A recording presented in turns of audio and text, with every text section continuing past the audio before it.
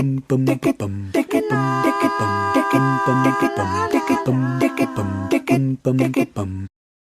today I'm at the Three Counties and Cotswolds Tourism Forum. I was invited by Steve Gardner-Collins to bring on my podcast, the event, and share the learnings of the day with everyone. Not sure what to expect. I've not been to one before, but I'm hoping to do the usual, go around and see people, watch the talks, pick out a few things, and then go and interview the people afterwards. So I'm looking forward to doing that. Right, better go off now because it's about to start.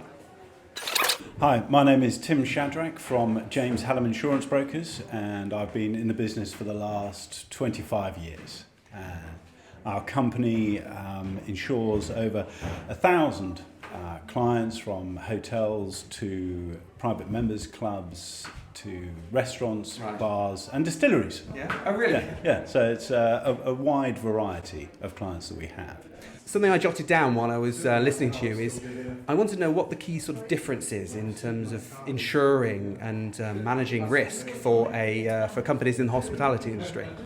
Well, we have our own in-house risk management team, which a lot of insurance brokers don't have, and we help them eliminate their risk, or as best as possible, which means they get lower claims, which means their premiums are lower.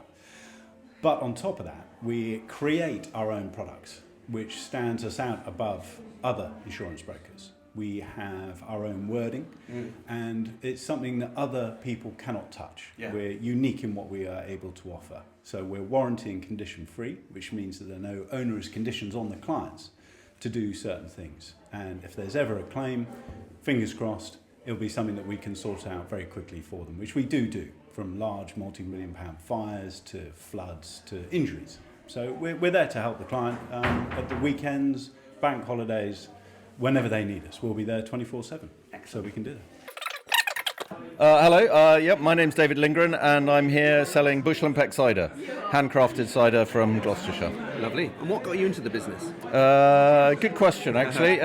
Gloucestershire used to be a big apple growing area. It isn't anymore. And when it came time for me to do something better than a corporate job, it seemed like a good thing to do, to make cider made from Gloucestershire apples and try and do whatever we can to resuscitate an ancient but declining industry of Gloucestershire. Because I was born in Gloucestershire, but actually lived a lot of my life in Herefordshire, which is known for its yes. cider. What was the decline in Gloucestershire? Well, I think it was reflected all over the country, but I think Gloucestershire has been badly hit. Agricultural policies in the 60s and 70s encouraged farmers to grub up their orchards and plant or do other things with the land. And I think a little bit too late, we realised that actually some of these old varieties and these fruit trees were quite valuable. So I think that the decline has now been arrested, and with any luck we're going in the right direction, but there's a long way to go. And had we lived in Herefordshire, I wouldn't have got into this business, because every village in Herefordshire has its own cider maker and they wouldn't need another one. So Gloucestershire's a little bit different, so that was another reason that encouraged me to do it. Yeah, even my dad does a little bit of cider making. Well, there we go. I mean, not only every village, I think every house. Yes. Yeah, so yes, right. It's not quite the same in Gloucestershire yet, but there's a lot happening. It's an interesting time to be a cider maker. It is, yeah. Hi, I'm Xavier. I'm from the pastry box, which I have created and built from scratch. So that's what we do. We do, as you're going to see, dessert for wholesale. We're supplying services and we're supplying various outlets around the Cotswolds. Right, and it looks lovely. Thank you. How did you get into that? I'm a pastry chef. I've done this all my life. So since the age of 14, I've started to a local bakery. Yes, as you can probably hear, I'm from France, just on the borderline of Switzerland and France. Decided to come in the Cotswolds years ago, and there we go. Here's the opportunity. So that's what we do. Dessert for the masses. Have you been listening to any of the speakers? Yes, I have, and I find it very interesting. They've got some very good points where the future is going to go and take us. Yes, it's been very informative. Hi, I'm Yvette Farrell from Harshman Cookery School in the Forest of Dean. What's important to you for young people and the skills they need to learn in the hospitality industry? It's communication is a big one. We do get a lot of youngsters who come to us who really don't know how to communicate, how to speak to their peers or the people who are employing them, but most of all the customers who are coming into their area, basically. So, yeah, communication is a big one. And just tell me a little bit about what you do. Well, we're a cookery school, but cookery school is not really the right word, I would say. It's cookery experiences. Right. It's everything to do with, learning skills, but also enjoying what you're doing with cookery. We have a lot of people who come who are in family groups, or they might be friends, or just want to experience a new cuisine because they're a bit bored with their cooking. All sorts of aspects, basically, of cookery. The youngsters that we employ, they don't come to us because they've got a love of cookery or anything like that. They come because they want to earn a bit of money. But what I've found with them, it's like, a few of them, it's like one in particular, she now makes a lot of cakes for raising money for their local pavilion in the local village. I mentioned Jack during the talk, and Jack is, he's actually doing his food technology, or whatever it's called nowadays, examination, and he asked if he could be a kitchen assistant on some of the macaron classes, because he wanted to do some macarons for his end exam, stuff like that. But he's also changed his concept of what he actually wanted to do, and he's quite keen on hospitality now, because the youngsters, when they come to us, it's not just about washing up, sweeping the floor. It's about introducing the guests, telling them where the toilet is, telling them where they can put their coats and things like that. So they go from being shy to being able to be responsive to people and to talk to people, whereas I don't think they're necessarily taught those essential skills in school. No, and that's I would assume that's hugely important, whether they go on to stay in hospitality or not. Having those skills, where they've been front of house, they've been working with different people in different levels of the organisation, training. Or any walk of life that they go into. Communication is key to everything, really, isn't it? So many things happen negatively because people don't communicate. Whether you're in a family or in a workplace and think, you're not communicating effectively. And even if it's to say, I don't like the situation, it's like I had a get together with all the staff, of which, probably about 8 of them were youngsters, and the key thing that they wanted was to be identified by the customer. Right. So they wanted their own uniform. So I said, oh, sure, okay then. And they actually said what colour they wanted it to be. They actually came up with the words that they wanted on the T-shirts and the aprons, and it was, can we help you? It's that kind of thing. So they're now wearing their uniform with pride. So they're really getting involved in it. Because they dealt with it, And I've gone up in their estimation because I actually did it instead of just talking about it. So they were able to influence their work environment positively, basically. Brilliant. Well, thank you very much for talking That's to me. That's a pleasure. Enjoy Thank you. The rest of the forum. Will do, and you. So I'm Jackie Pennington, and I'm the operations manager at Berkeley Castle. I'm Adam Jones. I'm marketing manager for Aerospace Bristol. And you're on stage in a panel discussion talking about partnership and what that means for businesses and day-to-day business and maybe marketing. Could you just tell me a little bit more about how important that is and an example of how you've used it in your businesses? I think it's really, really critical that you collaborate with other businesses, especially when you're an attraction like ours. You're a castle in the middle of nowhere, really, and we're in quite a remote area. So sometimes you can feel quite isolated. But we've all got a lot of expertise, so it's great to work with other attractions, not see them as competition, and then share your ideas and also share your issues as well. You can be quite candid with each other, because not only do you build a relationship and a friendship, and then it's good to just talk things through. Yeah, absolutely. And so maybe you've got an example about how you've been working with local businesses? I can give an example. We at Aerospace Bristol have been working with other attractions in the local area, so we've been meeting on 2 topics really, one on marketing and one on transportation. So marketing is a shared opportunity. We generally want to reach similar kinds of people, so we can work together and do that more efficiently. And transportation in that particular area is a shared challenge that we have. So the public transport links aren't great, and so maybe if we can work together, we can overcome that. Yeah, so I remember someone in the audience was talking about that being a problem in terms of transport and getting people bussed around the locations and organising that. So that certainly seems like something where you can overcome those challenges when you work together. Yeah, definitely. Now you brought up something very interesting about bringing people together and them not thinking it's competition. Yes. The business I've worked with, you bring them together, they don't really want to share secrets. How do you overcome that? I think if you're open to start with about things that people don't expect you to share, then they turn around and they share their information as well. So I think it's important to be open from the start, and not to be secretive about things, and that I think that's the way that works really.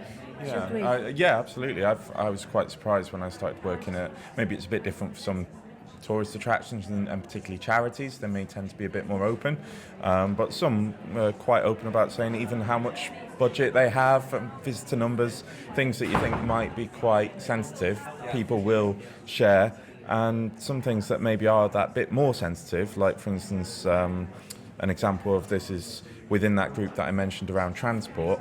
We've all shared postcodes of where our visitors are coming from, but on that front we did it anonymously. So one person, impartial person from a DMO, actually Visit Bristol, collated all the data. It's completely anonymous, but it meant that we had a bigger pool of data to work from. Yeah, exactly. So are partnerships the way forward for businesses? I think so, yeah, definitely, without a doubt. Yeah, it's and just one other thing I'd like to say. There's a barrier that you have, I think, when you work sort of in isolation, in that you think, oh, we're not as big as them. So, and you look at them as the organisation, and you actually forget that behind their doors there's people like us, just normal people doing the same job, and we've all got the same objective to drive business to our doors. So, and that's a really crucial thing to remember: is one, you're not competition, and two, don't be afraid to approach other businesses. So Thank you very much, guys. you're welcome. Thank you. Thanks very much. This episode is sponsored by 34sp.com. They offer fast, secure and managed WordPress hosting for the low price of $9.95 a month. Now, we've moved most of our clients over to 34SP now. We were previously using a shared hosting supplier. It's becoming rapidly unreliable, lots of 500 errors, very sluggish. I was really impressed with 34SP speed once we moved over. It was incredibly fast through server and page caching. In fact, the first site we moved over went from 1.5 seconds, which is okay, to 0.4 seconds. I was incredibly impressed with the whole admin interface of WordPress when logging in and adding plugins and so on. It was incredibly speedy.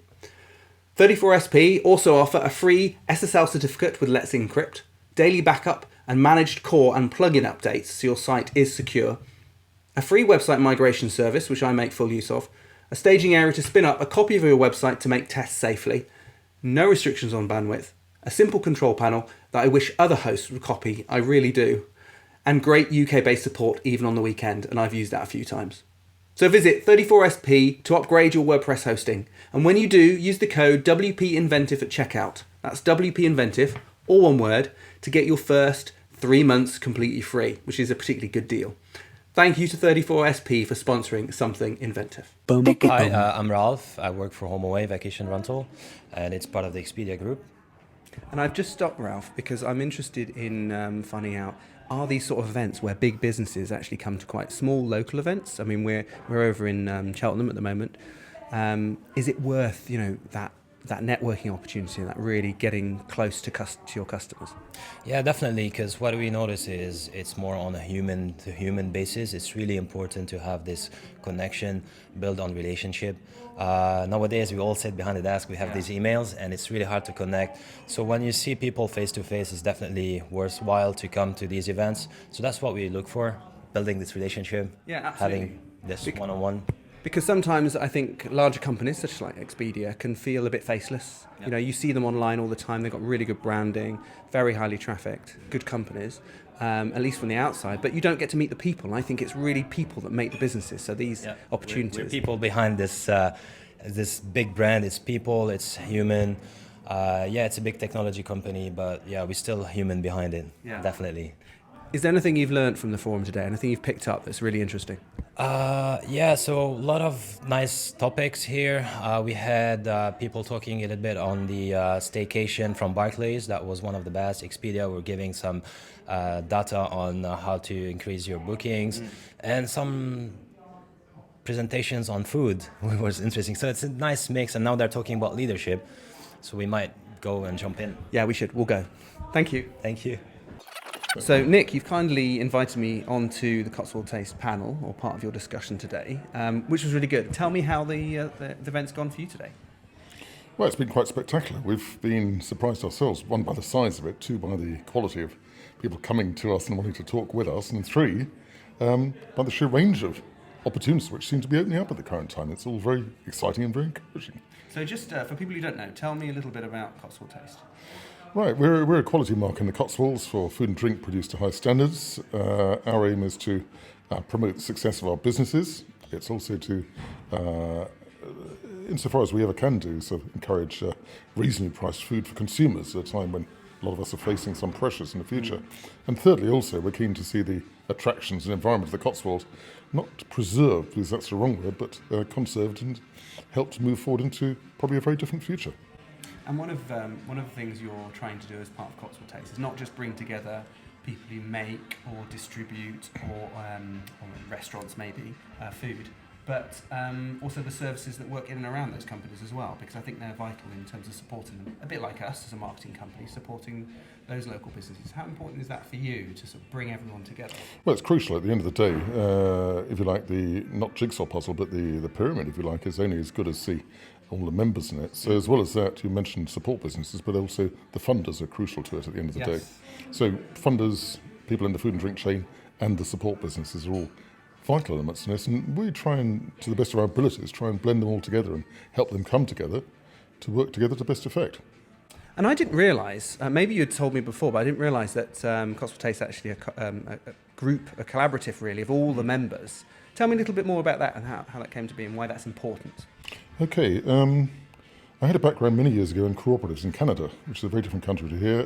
Cooperatives are part of the mainstream there. One in 3 people in Canada belongs to a cooperative or credit union, so wildly different to the UK. So having had that experience, it was a shock coming back to here, but my aim and ambition has always been to see a very different set of approaches to partnering, to collaboration, to working together much more, not just between businesses, but between consumers and businesses at the end of the day to best effect, really to empower consumers. And that's what cooperatives are about, ultimately. I'm Laurie Bell, and I'm the Chief Executive of the Cheltenham Trust in Cheltenham. Excellent talk, really very interesting, fascinating. I just wanted to pick up on a little aspect that you could elaborate on and really tell me how it is leaders can encourage participation and cooperation. It's a topic we've heard from earlier today, and I think it's particularly important, certainly in terms of marketing. Have you got any thoughts on that? Yeah, and thank you about the talk. I mean, it's one of those fascinating topics about leadership, and I think encouraging people to get involved and to become part of something and to participate is actually, for me, it's all about understanding why you would come together. So what's the purpose? What is it that everybody perhaps knows that isn't right and that maybe needs to be changed? And I think it can happen at all different scales. So for example, within your organisation, if it's maybe not performing as well as it can, it's about that really getting underneath, well, why is that happening, and getting everybody's view on that so that everybody has the opportunity to say, actually, if I could do things differently, what would it be and why? Yeah. So for me, it's no different if you start to work with partners, because actually you get all your partners around the table, whoever it happens to be, you know, all those influencers, all those people that know that maybe something's not as good as it could be. And the first thing you do is you all agree, well, what is it that isn't quite right? And therefore, what is it we would all like it to be like in the future? So for me, it's that kind of understanding the reality of where you are. Yeah. Understanding and agreeing what the vision and the future could look like, that kind of purpose. And then between all of you, you start to work out, well, how are you going to achieve that and get there? And that's when it starts to break down into what I would describe as that accountability and that doing and that real focus on building success. So for me, I suppose that's the easy answer, but obviously these things take a lot of time, a lot of energy, a lot of endurance. And for me, I think focus is something that you don't just have and then you flit onto something else. Yeah. Focus for me is about that real sense of purpose, and you know when you're starting to achieve it, when you see those success and those results that you've all planned in and they're happening. Lovely. And you mentioned about having a common enemy. That can be a really effective way to bring people together. Is that something you can contrive in a way? I think that's a really good question. Thank you for that. I mean, obviously, the example I was giving on a common enemy was in Salisbury, where Novichok hit, and it brought everybody in Salisbury, whether they were a business, a resident, a community leader, together to actually look at how they can get Salisbury rebuilt and people visiting again and feeling very confident about that the city was safe and it was a great place to be. I think for me, it's back to, it maybe isn't about the common enemy, but it's back to why does something need to change? What's not right at the moment? Is it economic drivers? Is it emotional drivers? Is it actually just the fact that everybody's recognising that more could be done to enhance a place or a business? Yeah. And what is it? And therefore getting everybody together to say, where we are at the moment is if you like, the common enemy, because it's not good enough. Yeah. And actually, if it's not good enough, stop moaning about it and make it change. Hello there, my name's John and I'm from the boutique distillery, and at the moment we make lots of really nice gin. And what are you doing at Tourism Forum? What brings you here? I live local, and this is something I've been passionate about for a while. And I'm part of Cotswold Taste, and they sort of invited me along, and I thought, what a brilliant opportunity to come and preach the word about all things local, you know? Yeah, absolutely. How did you get involved with Nick and Cotswold Taste? I was part of the, I think it's a business hub over in Gloucester, and then through there someone put me in touch, and then I got a phone call off Nick one day, and we arranged a meeting up at the Fleece in Cirencester, which I think is one of Nick's secret watering holes. I think it is a popular one for Nick. And we just hit it off, and at the time I was going through my the process to gain my salsa certification for food production. Nothing to do with dance? No, or chip dips. Just thought I'd better say that. And he was able to put me in touch with a lady called Karen Meadows and from Safety in Action, and she came along as a consultant and worked with us for 3 months and helped us gain our accreditation with salsa. And it's just been flying ever since. This episode is sponsored by BombBomb.com. Whether you're in sales, customer success, business development, or leadership, you're probably at your best when you're face-to-face with someone, just like this. That's why BombBomb has created a way to quickly and easily send simple personal videos directly from your email inbox. Now, I've always felt at a disadvantage communicating in text, particularly via email, so I've been using BombBomb to send explainer videos alongside my proposals. It's easier for me to explain all the details about a project without it ending up like a wall of text that I know people won't read. Using personal video also allows me to share my personality and enthusiasm, which can be hard to get across with text. So with BombBomb, your emails can feel as warm and personal as a face-to-face meeting, which will help create a better customer experience, increase conversion, and build stronger professional relationships. If you'd like to see examples of how sales, marketing, and customer success professionals are using email videos in their business, then go to vid.us/somethinginventive, and you'll be sent 10 video examples from real users. You'll also get to hear from Jonathan, who was a guest on my podcast, and he's given me some really good tips when presenting in video, particularly for using these whiteboards and pens. Plus, you'll also get a chance to set up a free trial of the software yourself. So visit vid.us/somethinginventive to get 10 video examples from real users. Thank you for BombBomb for sponsoring Something Inventive. So my name's Adrian Nichols. I'm from the Truffle Cheese Company. We make a range of mature cheddar cheeses in truffle format. Truffle stands for the cylindrical shape of the cheese in a wax coating. Okay. This was a question on Who Wants to Be a Millionaire 15 years ago, and nobody knew what the answer was, and we thought what a great name to have, which is how we came up with the concept of the Truffle Cheese Company. There's something you were telling me earlier about the French market, and you made me guess how many cheeses they had. Do you want to tell me that story briefly? By means. People often think with cheese that France is the place for cheese. And the French do market cheese very, very well, particularly in their supermarkets, unlike England, in the same way, you know. There are actually only 278 French cheeses, but most people can't believe how many British cheeses there are. and they're actually 750. Yeah, which is amazing. But by the time we actually add in all the flavours as well, it's nearer to 1,000 cheeses. So 4 times as much basically as of the French. And when we have something like the Bambigo, the brie, it just goes to show you that we can make brie as well as, if not better, than the French. There is enormous demand also for British cheeses in Europe, in France and in Germany, but also Malta, Spain, Portugal as well. Hello there, my name's Nikki Paige. I'm the founder of TLC, Health, Luxury, Travel and Tourism, and I'm here today in Cheltenham. You are, and you caused quite a stir at the forum. You come on after lunch, after the break, woke everyone up. You started saying, we've got to change what you're doing, you can't stand around. Do you want to tell me a little bit? You said that wasn't the plan when you came on. No, I had a very formal presentation actually. And although I showed the stats and the numbers, I was listening in the room for a few hours. And I just thought, you know what? Nothing is going to really change or happen as a result of everybody spending a whole day here. Yeah.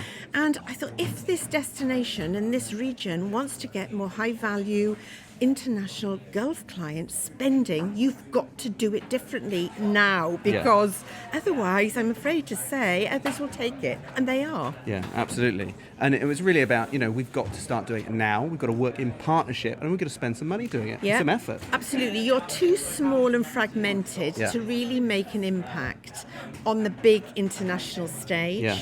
So you've got to come together with a pot, everybody put in the pot, focus very specifically on target markets that we can make a difference and go for those, be accountable for that. I'm afraid the private sector has to drive it. Yeah. And I also feel that the public sector has to follow along and hand over the dosh, supported by the private sector, and let you do it yourself. Because right now, you come out of Heathrow, you turn right into London. Yeah. All right, Yeah. you stay there, You stay and then there. where are you going to go? Well, we're not really sure.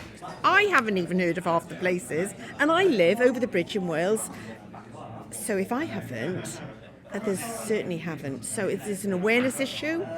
There's a communication issue. There's a lack of understanding about how on the ground the markets are working in Saudi, Qatar, Kuwait, Oman, Bahrain, the United Arab Emirates. And I just simply don't think we're being proactive enough, and we have to change our ways. It's simple. Yeah, it was absolutely right. And you had a lot of people coming up to talk to you about it after you really shook a few trees. I've got to say, I really did have a lot of people come and say, do you know what? Thank God somebody has finally said something. Yeah. I really didn't know that was the mood of the room. So I guess I could either have been shot down and never heard of again, or, as it so happens, everybody seems ignited to make a difference, and I think you've got to build on that momentum. The moderator is so dynamic, she can pull it all together. I gave you a live opportunity. I mean, you can't do better than You that, did, that's right? right. You had an opportunity and said, if you club together, we need to bring these to the people. So, what more can one do as coming to an event, isn't it? To give and share, to then get back and help, all together better, simply.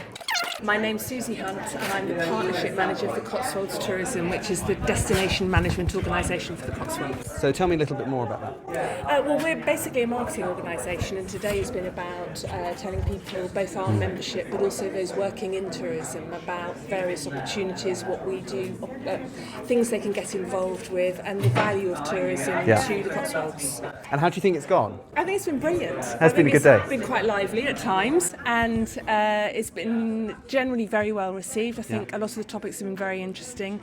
There's some that I'd like to have heard more on, some that I could probably have heard less on, but generally it was really good, very positive feedback. Great. And have you got any, what are sort of key themes for tourism at the moment? Key sort of in terms of what we're doing, we've got a couple of big campaigns next year. We're in 2020, aren't we, this year? So we're focusing on dog-friendly Cotswolds, doing a big campaign about dog-friendly places to stay and to go.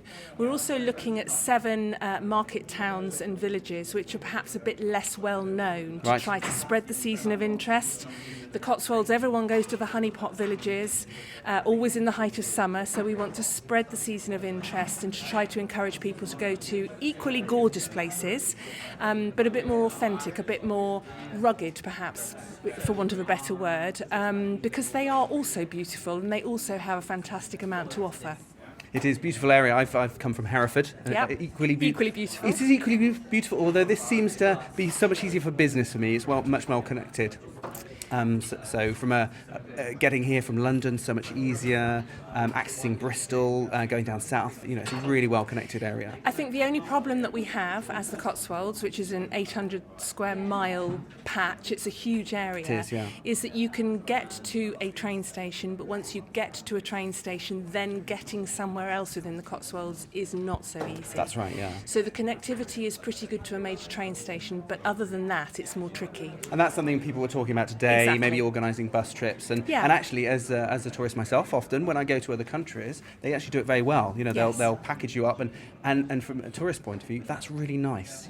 Often fixed cost. You don't have to worry about anything. That's really nice if you're in another country. And the same applies for people coming here. Exactly, and we're very proud of our website, which is very easy to remember. It's just cotswolds.com, and on there is a load of information about getting here, getting around when you are here, great places to go, great things to see.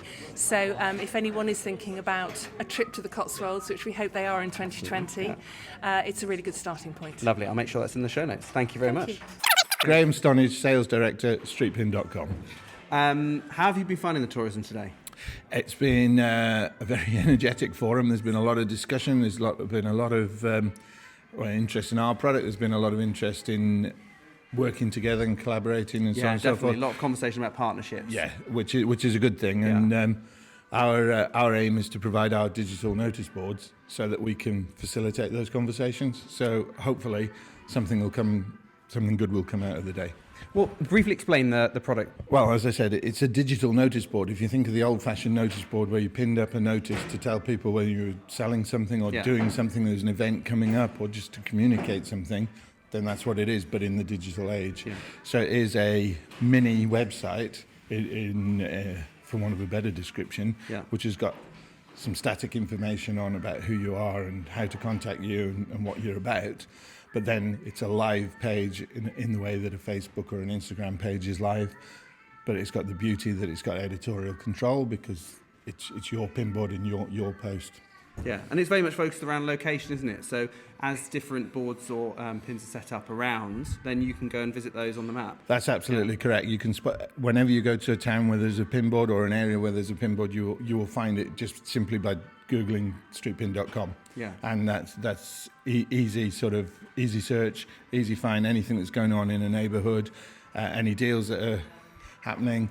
That's fantastic. Yeah, that's how it works. Absolutely. And was there much interest from people here? Because it's very relevant to them. Yeah, there was. Crowd. I've got a lot of people to follow up with. It's always good when you go to a conference and the day works out that you're very busy the next day. You've got more business cards going back than you had when you came. Good. That's always a good way. Well, it'd be good to have a one-to-one interview on this and actually go through it. You can take me through it a bit more. We'll work through it slide by slide and exactly how it works. But for now, too tired. Got to go home. Lovely talking to you. Great to see you, Ben. Thanks very much. Bye. Steve Gardner-Collins, Sales Director for the Hatton Collection, and I'm event organiser for the Three Counties and Cotswolds Tourism Forum 2020. Yeah, so you've been running the event, I've been filming today. How did it go for you? Yeah, it was great. I think it was a really engaging day. I think it was educational. I think it was really important that the sector comes together and shares experience, shares knowledge, and has an opportunity to network. And because this happens on an annual basis, it isn't very often that we all get together in the same room. And I think by doing that, we're able to share and learn and teach each other. And I think that's part of what we're all about at the moment. So there's a lot of talk today about partnerships and companies working together. I think that's been a really good theme for the day. You said that it's only once a year, though. Are you looking at doing things in between to keep that momentum going? Yeah, something that came about very strongly today was how we all need to do more and more often. So